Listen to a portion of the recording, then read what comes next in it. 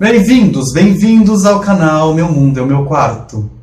Depois de 5 anos sem gravar, estou aqui de novo para gravar a última parte do vídeo Cosmicismo, Epistemologia da Ciência, que eu não lembro mais nem o nome do vídeo, e História, uma junção dos três. E agora estamos para falar deste lado obscuro, este lado incrivelmente sombrio do cosmicismo, que eu não fazia ideia que era tão fantástico visitar este lado negro da escrita literária no mundo. Estamos falando de uma visão de uma coisa que é quase que antirreligiosa, que é quase que antifilosófica e que é definitivamente anti-Deus.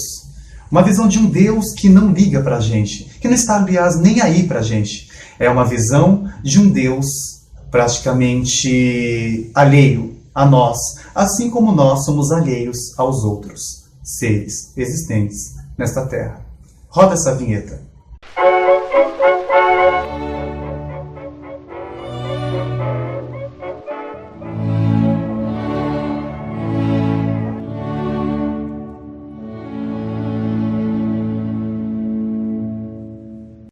Cá estamos, pensando que algo que foi escrito no início do século XX fale tanto da nossa visão hoje, esteja tão contemporâneo hoje. E eu não estou falando exatamente do que ele escreveu, porque os textos dele têm uma certa arte na hora de escrever que levam a gente a transitar entre estar lendo uma poesia, um relato, um mito e um romance em si. O autor desses textos, ele tenta nos contar a história de uma forma um tanto diferente do que era contado na época dele. Uma forma mais poética, com palavras mais difíceis, uma narrativa mais pesada, mas a influência dele não foi tão grande. Se compararmos com outros autores que escreveram e imediatamente influenciaram nós, né, no presente, como J.K. Rowling, Harry Potter, como Tolkien, Senhor dos Anéis, que criou toda uma cultura geek, J.K. Rowling, que criou toda uma cultura de um pop mais cult, né? Uma mistura de pop com cult, né? E também geek, se pensarmos mais em ninguém. Tá bom, que é o exemplo que eu dei. Chega! Ficar dando exemplos, 1000 exemplos, eu também não tenho nem erudição para fazer isso. A gente tenta dar um pouco de embasamento que a gente está falando, mas a gente também não é tudo isso não. A gente disfarça um pouco. Mas pegar o que ele escreveu, que foi uma visão de toda uma criação de deuses, né, que ele pensou, e dessa vez não são deuses que dão valor à humanidade, não são deuses que criam um mundo pensando em cultivá-lo, em protegê-lo, em fazer com que ele evolua, que ouça as nossas preces, são deuses que estão alheios. Eles vivem em outro mundo. E a história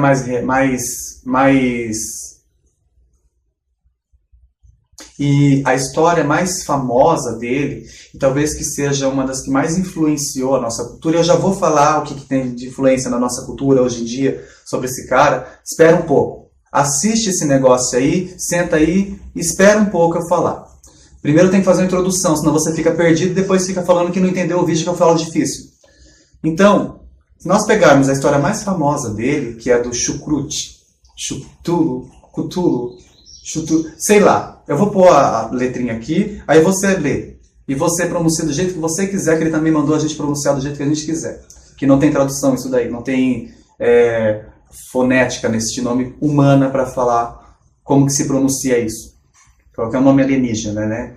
Cthulhu. Vamos pôr Cthulhu. Gostei.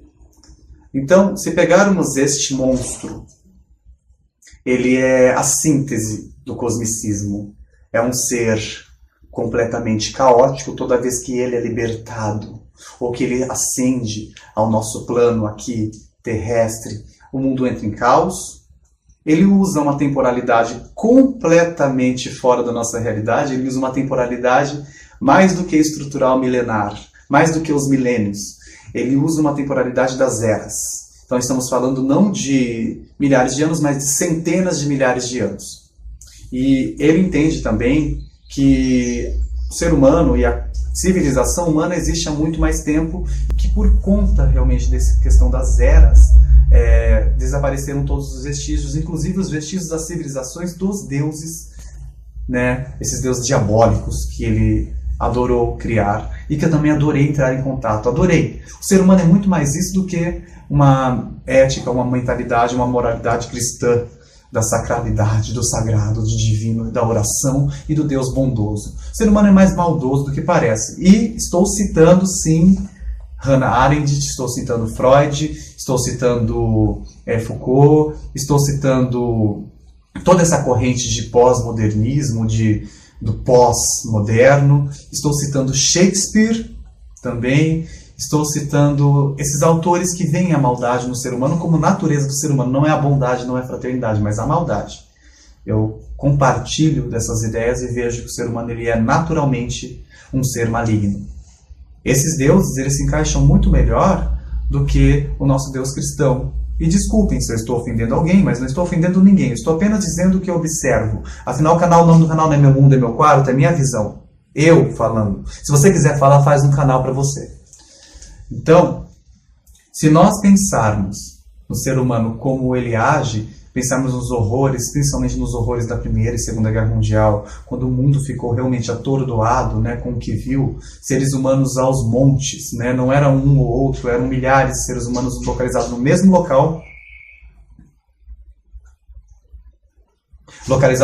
local, aos milhares, aos montes, mortos, simplesmente porque as pessoas queriam que eles morressem. Não tinha muito motivo, não.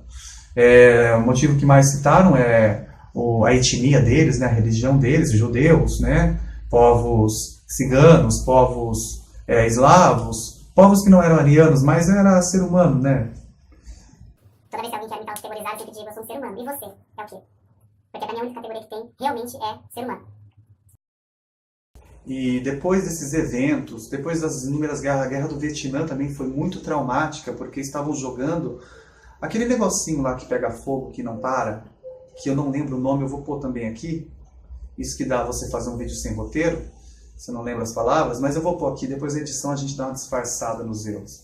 Então, eles jogavam aquilo nas pessoas, as pessoas queimavam, literalmente queimavam até virarem cinzas. Porque geralmente quando você queima alguém, se não tem um combustível, muito combustível, ela não está mergulhada na gasolina, ela vai queimar a pele, o couro e acabou.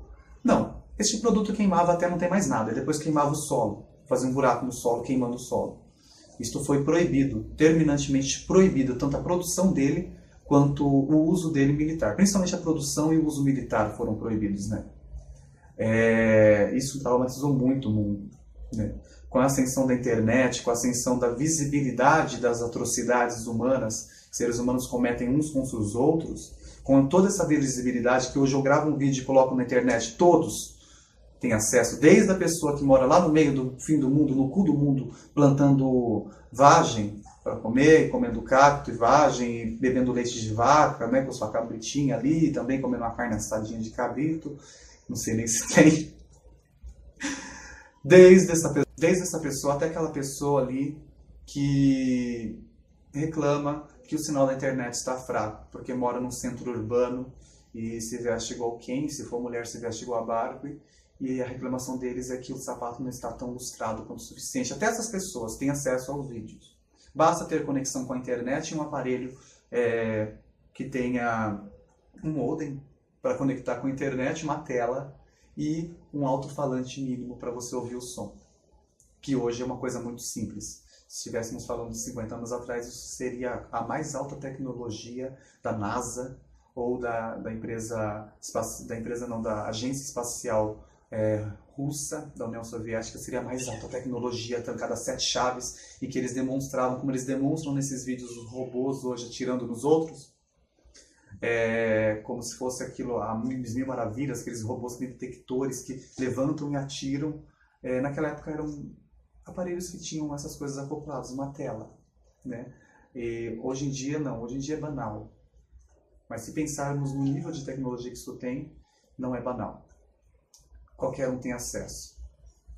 Então a visibilidade está muito maior, está gigantesca, está imensa. Estamos imersos no mundo da visibilidade. Todo mundo falando, eu tenho acesso a tudo, a todas as informações e, infelizmente, a maior parte do que eu vejo e do que nós temos acesso não é da beleza. Não são manifestações espirituais, não é o sagrado, mas o profano, o imundo, a violência, o ódio, a falta de ternura, o olhar de abandono e de desespero. E é com este olhar de cachorro molhado fora de casa, num dia chuvoso, que eu vou me despedir, porque este vídeo do cosmicismo, se eu for estender, daria outra série. Eu apenas queria apresentar ele a vocês. E apresentar que eu não vejo tanta beleza assim no ser humano, embora tenha. Mas ultimamente está difícil acreditar na qualidade do ser humano e na sua transcendência ou na sua espiritualidade. Está muito mais fácil nos entregarmos ao instinto de violência animalesco, brutal, egoísta e principalmente cosmicista do ser humano. Tchau! Até o nosso próximo vídeo.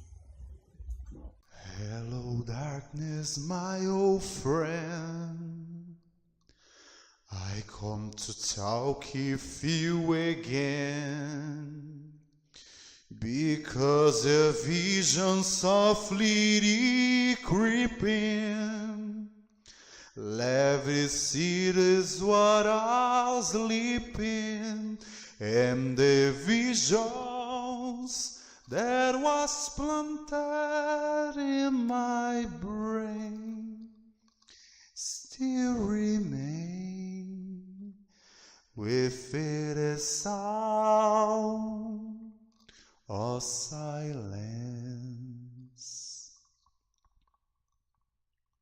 Beleza.